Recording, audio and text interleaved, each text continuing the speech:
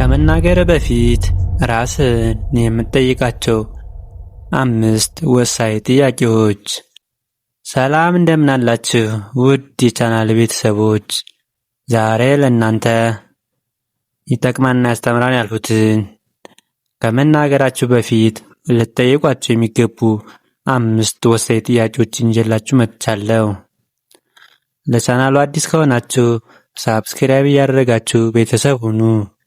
እንዲሁም ቪዲዮ ለብዙ ሰው ይዳረስ ዘንድ ቻናሉን ላይክ፣ ሼር እያደረጋችሁ ሌሎች አዳርሱ። የመጀመሪያው ይህ የምናገረው ነገር እውነት ነውን የሚለው ነው። ንግግርህ ከመጀመሩ በፊት የምታወራው ነገር እውነት መሆኑን ማረጋገጥ ይኖርብሃል።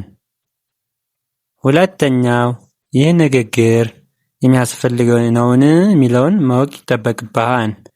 አንዳንድ ጊዜ እውነት ቢሆንም እንኳ በዚያ ሰዓት መነገሩ ለሰዎች ፋይዳ ላይኖረው ይችላል። አላስፈላጊ ንግግር ብዙውን ጊዜ ወደ ግጭት ያመራልና። ሶስተኛው የምናገረው ነገር ሰውን የሚያንጽ ነው። ንግግርህ ሌላውን ሰው የሚገነባ ወይስ የሚያፈርስ? ቃላት ለሰዎች ተስፋና ድጋፍ የሚሰጡ መሆናቸውን አረጋግጥ። አራተኛ የምናገረው በአክብሮት ነውን የሚለውን ማጤን ይኖርብሃል። ትክክለኛውን ነገር በተሳሳተ መንገድ መናገር መልካም ውጤት አያመጣም። የንግግርህ ቃና የፍቅርና የትህትና መሆኑን መርምር።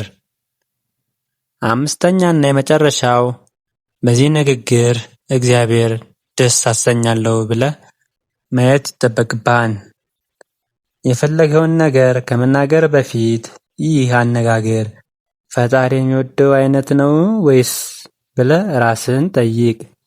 እግዚአብሔርን የሚያስደስት ንግግር የውስጥ ሰላምንም የሰው ግንኙነትንም ይጠብቃልና። ስለዚህ ከመናገራችን በፊት እነዚህን ጥያቄዎች ራሳችን መጠየቅ ይኖርብናል። በቀጣይ በሌላ አስተማሪና እውቀት በያዙ ትምህርቶች እስከምንገናኝ ሰላም ሁኑ። ለቻናሉ አዲስ ከሆናችሁ ሳብስክራይብ ያደረጋችሁ ቤተሰብ ሁኑ።